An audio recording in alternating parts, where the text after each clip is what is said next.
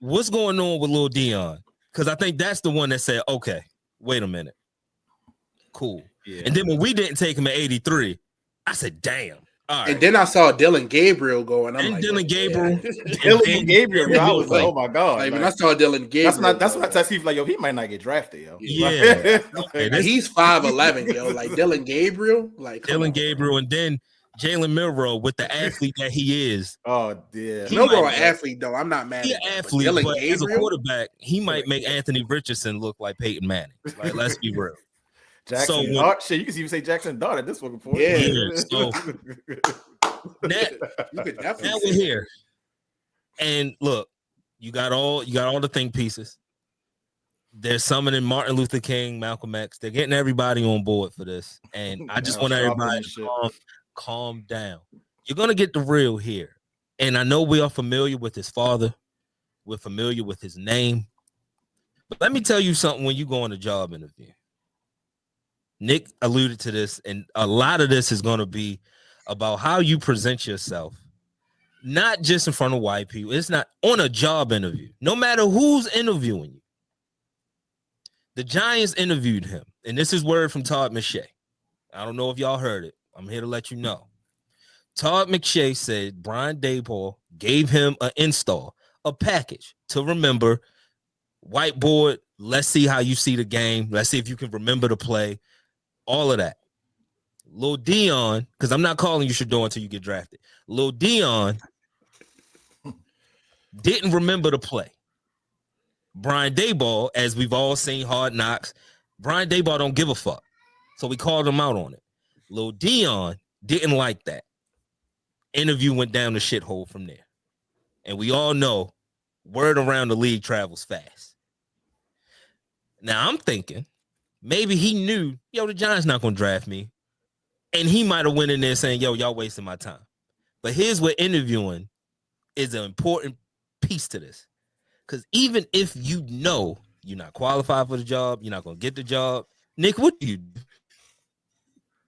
Lie. Because you're not just interviewing for the Giants at this point. You're interviewing for everybody.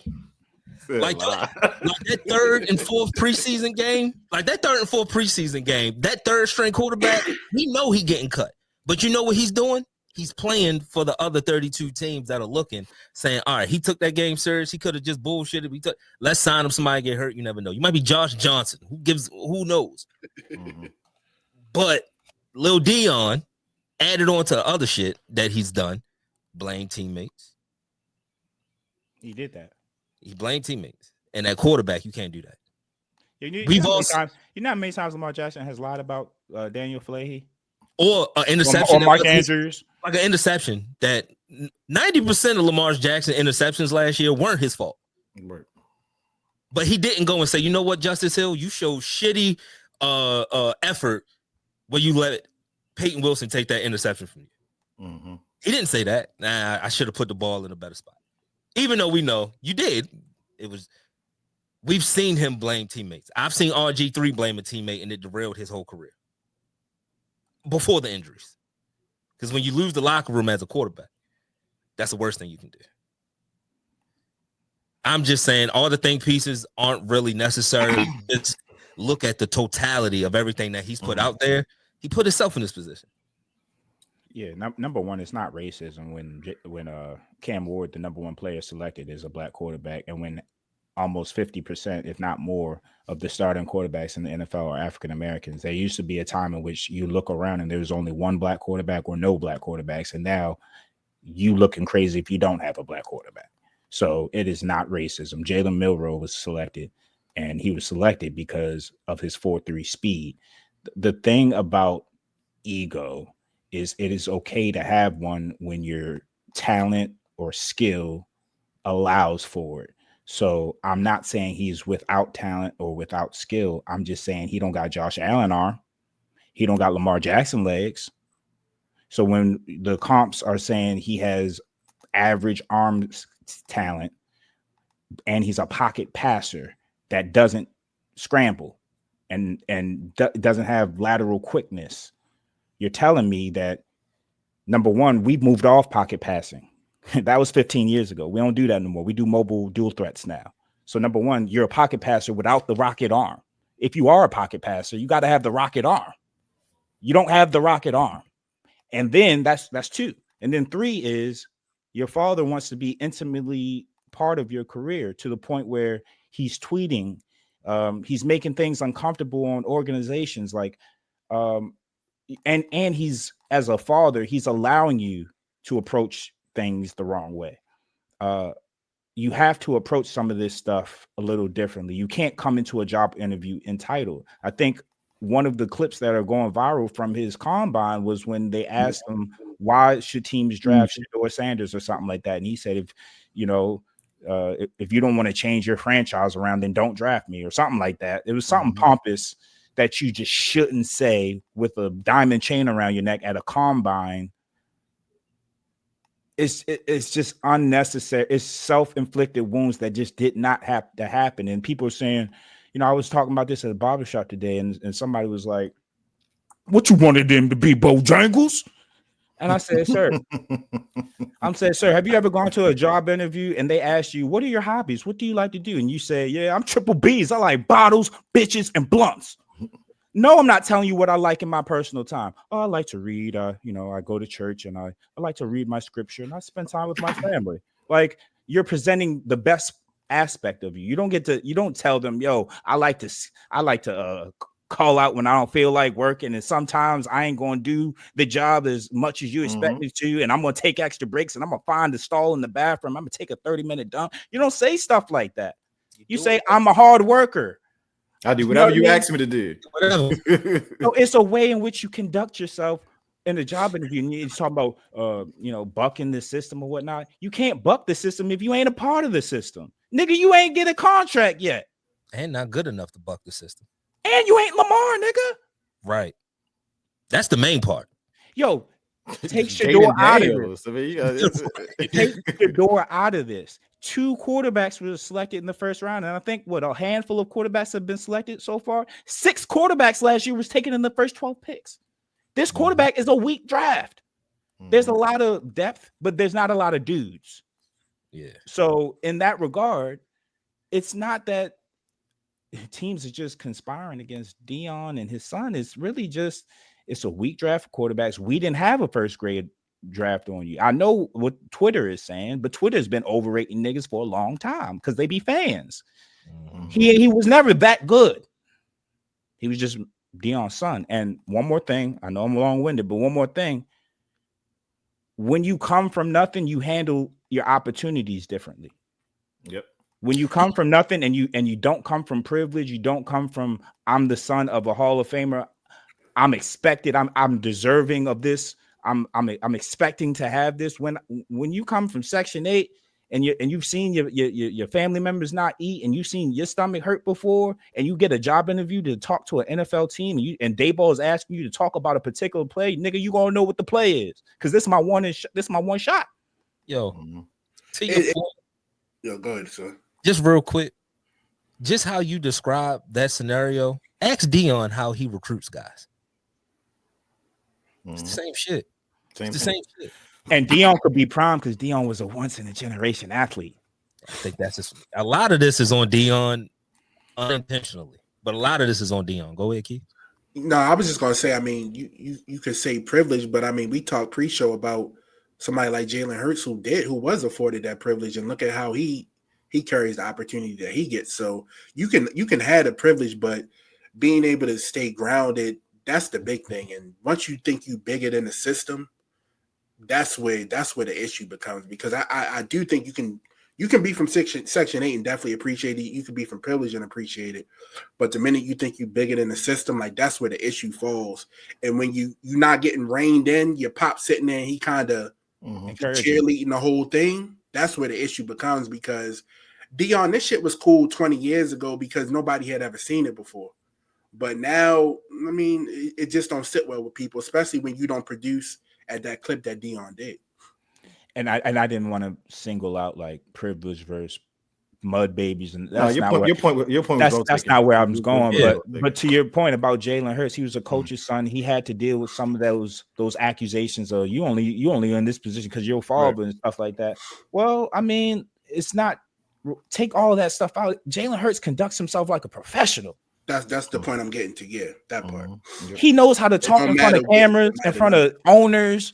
And it's and yes, this is professional sports. What you want to be, Bojangles, nigga? This is professional sports. It's not about being Bojangles. It's about being professional. You're paying you millions of dollars. Smarten up, nigga. I like I said, I 110% agree with all y'all. So I'm gonna get to that point. My first point is that it is about Deion in the NFL, especially a team like the Saints. Regardless of how you feel about his talent or whatever, you did ass wrong for taking Tyler, whoever he is, over Shedeur Sanders.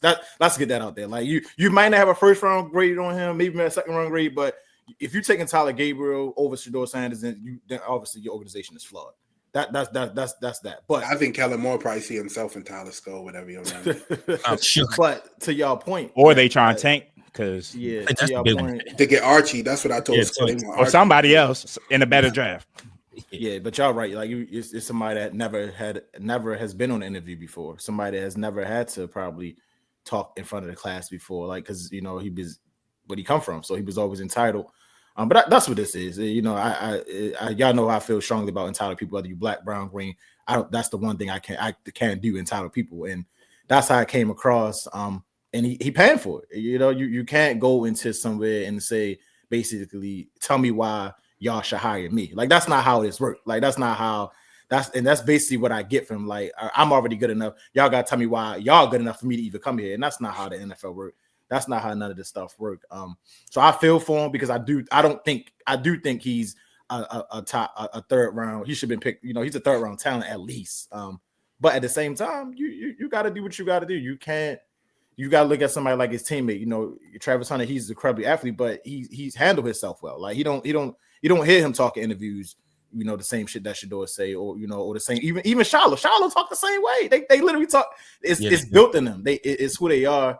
And the NFL making Deion and them pay, but at the same time, he should have prepared his sons for this moment, and he didn't. So that's my knock on Deion right now. You should have to your point, Skull, and to your point, you should have let them. You should have toned this down up coming for this draft because you know how the NFL owners work. They didn't want to give Lamar a contract. You know how this work. You know how this work. Once they say this is what's going to happen, that's what's going to happen, and he should have known. He was part of this for how many years? He should have had him more prepared than this. Kaepernick had been the NFC title game, Super Bowls. Took a knee for a bigger right, and the league got him up out of there. They don't care about none of that. None of that. If you're not falling in the line of what they want you to be, or at least trying to put on that facade, you can kick rocks. Yeah, my thing is fake it till you make it. Get the contract first. Mm-hmm. That's exactly. Play the part. You know what I mean? Number two. Yeah, I do feel it rubbed people the wrong way when Deion is talking about he's going to angle his son to the franchise that's best for his son and whatnot. Nigga, we don't even got a first round grade on your son. So what are you talking about? Number one, you putting him in the first round. We don't even have that grade on him. And then we're talking about Dylan Gabriel and Tyler, whoever. I agree with those points. The way I look at it too, though, is are they going to be better backups than Shedeur? Right. Because that's what it comes down to. Because they don't think he's a starter. They don't think he's a starter. He's not a starter. Because to that point, Nick, how many times have we seen the league take a shot on somebody that doesn't have all the physical tools, but they say this: he's a good leader. He's a good leader, and worst come to worst, he's going to come prepared. He's going to know the playbook in and out. They've done the that. Reason quarterbacks like Ryan Fitzpatrick, they journeyman. Yes. Who else is like I bet you Nathaniel Peterman, Chase Daniels, like those Peterman knows that. But those dudes don't come with ego. They don't come with bravado, and they don't. They're backups. That your job as a backup is to have a clipboard, to be prepared, to run the scout team, and to be an assistant to the starter. Like your job is to help him. What you need. You're not going to do that when you're not going to get that same backup from somebody whose father is tweeting talking about, man, the starter threw 2 interceptions last week and lost the game. My son would have did something different, but they haven't given that boy a shot. Yeah, I need a franchise that's gonna give my boy a shot. This bullshit. Also, playing for one coach his whole life is a detriment to him. Because if you play for more than one coach, you take what Brian Daboll did to you in stride. He's never done that before. He's never had a coach say, "Hey, Sanders, step up to the front." Why the fuck did you do blah blah blah blah blah blah blah blah? What makes you think you can get mad at Daboll for asking you to know the playbook? Yeah, that's zero accountability. Like, who do you think you are? Not only that, how can you get mad at somebody asking you a question when they about to give you millions of dollars? That's your job to know. Your job. So, like, I mean, and they said the name got. I mean, he was all in the 5-star camps because his name, and he probably shouldn't have been there. I look at it like I think you made a great point. I look at it like he's a superstar, but we got other superstar kids out here, man. Like, we got somebody like, he might be younger, but you got somebody like Kai Anthony. Like, he's a humble kid. Like, like he taking it in his stride. Like, you got to be able to. And you Elijah just look at Arenas. Yeah, we don't talk about that kid enough. You're looking at the Carmelo Anthony's and LeBron James and the Gilbert Arenas, and you can just see like they've given their kids everything, but you don't ever sense a sense of entitlement with none of them. And it's like, and this is weird that Deion, and it's his persona is, but at some point in time, you gotta stop being prime and you gotta start being dad. And not to say that he's not a great father, because I don't want that to get out there. But you gotta stop being prime and being dad, because I feel like if he was more of a dad in the situation, as far as the draft situation, we wouldn't be dealing with this, man. Like what work for prime don't work for Shedeur. That's y'all not me, and that's okay. But y'all not me. That's fine. Yeah, that's fine. Yeah, y'all not me. And then it's like for multiple seasons, he's been talking about we're the Sanders and I'm Deion, so we're gonna have targets on our back. So you understood, or you have this suspicion that you have targets on your back. So if you have this suspicion, how about you act accordingly? If you got targets on your back, why are you gonna say, "Hey, shoot me, I'm here"? Shouldn't you camouflage a little bit, right? And then one more thing about the racist point. Like, I take it to, like, nobody called when Tyler Hansbrough was dominating college. Nobody said, "Yo, this is racism, that he don't got the physical traits to be a top pick. He don't jump like, some of these other guys. He don't run like some of these other guys. We're not going to draft him high." Nobody said, "Yo, that's racist. He was nice in high school. He was the best player in college. This is racism." You know what I mean? With Luke Garza, when he was dominating, nobody said, "Yo, this is racism. Oh my God, Luke Garza, he dominated college. He's not going to be drafted high in the pros. What is going on?" Nobody said that, bro. And it's like, yo, it's just as simple as teams want to win. And if he had the rocket arm and the 4.4 speed or 4.3 speed as other people, nigga would have been a top 10 pick. And we're gonna deal with his father. We're gonna love his father. Yo, Deion was good. Yo, I need a 30-30 when Deion did to these NFL teams, man. Like, he sounded like he was a menace when he was in the league. Like, he's a menace right now. Yeah. But honestly, it's not even, it's just the fact Shedeur isn't Deion. him. Yeah, it's just not. Yeah, you can't talk like that. You know how much Deion can talk like that. He played 2 sports. You can talk like that. You know how much shit people will put up with if you're good. Yeah, if you're good, you know what you put up with. Yo, Kobe was on a rape case hooping. We put up with it because he was getting 40 a night. Ben Roethlisberger. You see what I'm saying? You can go down the list. Ray Lewis. Murdered a person. It's a bunch of just things there. We won't put it up with it if you can get 20 tackles a game. Yeah, yo. Like, Will Howard is a national champion. Quinn Ewers. Will Howard. You know what I mean? Like, them guys didn't get drafted either. Sometimes it just don't translate. Yo, at this point, does it serve any benefit to a team to draft him at this stage? Unless you because now you bringing in a backup who he think he bigger than the program. Can he shut up and be a backup? Like Nick said, can he hold the clipboard? Certain coaches. Can he go get the water? Can he carry the pads? Like, now is he willing to do that? He's been humble. He has to now for the long of his career. Certain coaches and teams, I think, can handle it. I think Mike can handle it. If they say, "Hey, 5th round pick, we can handle anything," right? But I think certain teams not going to be able to deal with that media. It's going to be a distraction because you already know what the first day of camp. You have to have an entrenched starter for it to be the best situation for him. Somebody that's not going to look over his back. Somebody that's confident that they're going to start games. The noise is going to be there, but what's best for him is, like, how about you sit behind a Jalen Hurts or Lamar Jackson or A-Rod or somebody that you know is going to start this season, but you can work on being professional and you can learn from one of these nice quarterbacks. You know what I mean? You get to sit and actually learn, like, how do I do this? And you get to have that year away from your father and with a new coach that you haven't been coached by another voice in a long time. So he has to learn how to be criticized. Yeah. At this point, it might be a benefit to him to go undrafted. Pick where you want to go. Maybe at this point, don't draft. Drafted, that would be crazy. Don't draft me. Now I can pick where I want to go. And bro, they took Dylan Gabriel keys. He may not. He had to. Yeah, that's what I'm saying. Once I saw Dylan Gabriel, once I saw Dylan Gabriel come to board, I was like, yeah, it might be. Once he got past 83, I said, oh shit. I just don't feel like they love any of these niggas. They don't have high, like, even if you draft Dylan Gabriel, you're not expecting him to start. You just draft him for depth. Like, they don't love any of these things. Even Cam Ward wasn't like even Cam Ward would be the seventh quarterback last year. They said last year Cam Ward you're not taking Cam Ward over Bo Nix. They said last year he would have been QB7. So that tells you the strength of this draft and how they're looking at it. It's not. I don't think it's an indictment of Shedeur. I think it's an indictment on the QB class and the draft. Because last year, if he came out last year, we wouldn't have been talking about him top 5 anyway. No. So. Hey, and we getting to the point in the NFL where, like, a lot of teams established with quarterbacks now. Like, it's a handful of teams that don't have. That's why I was scooting for like 2 or 3. Like, most everybody else got it. Saints, maybe Cleveland.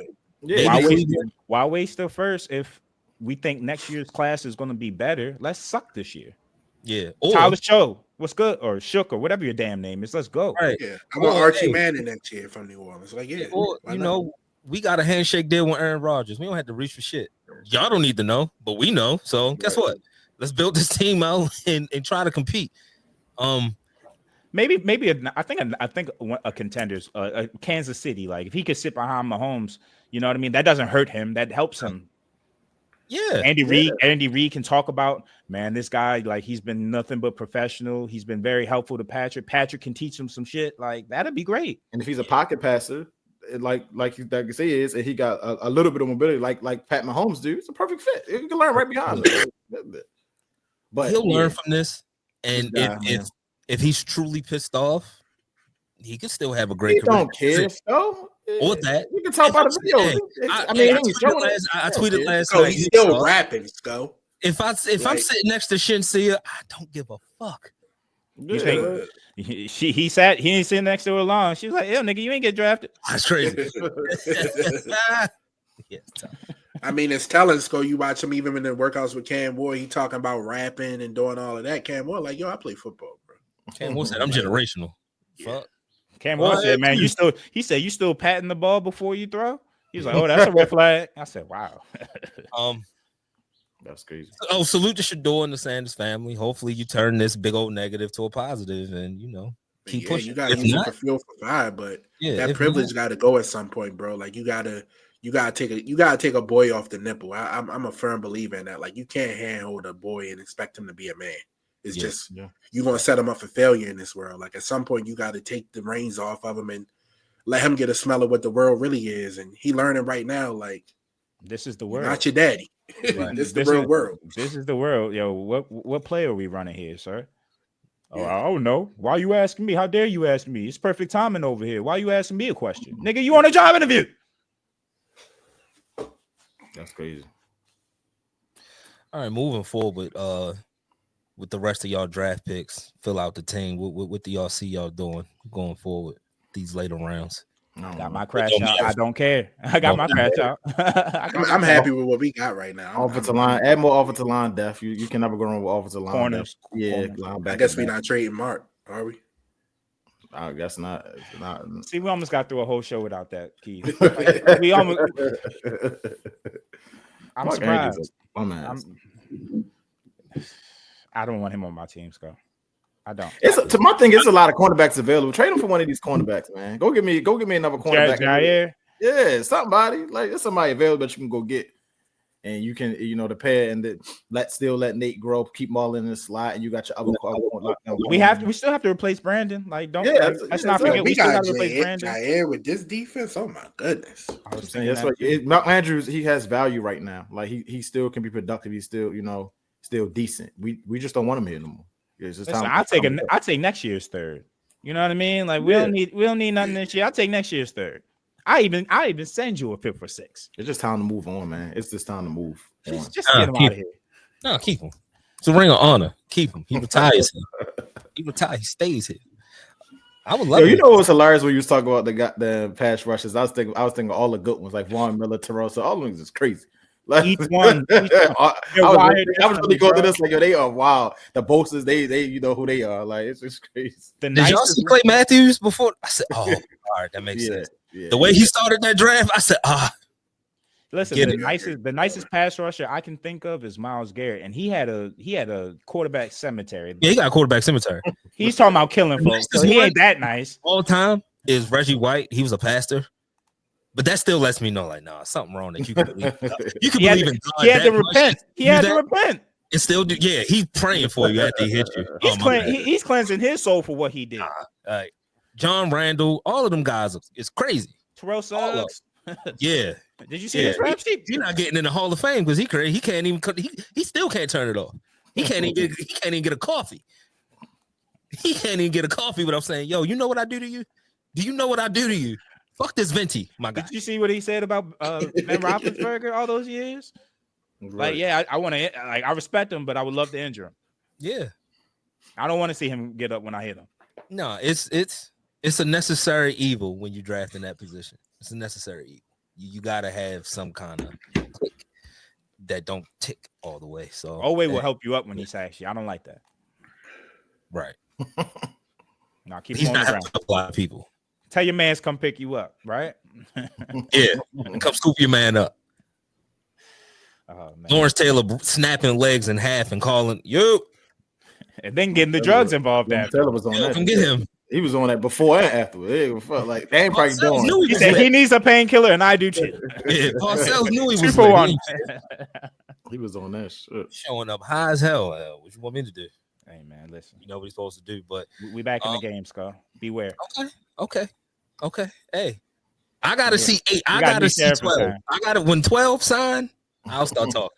Until 12 sign, I got Skylar talking.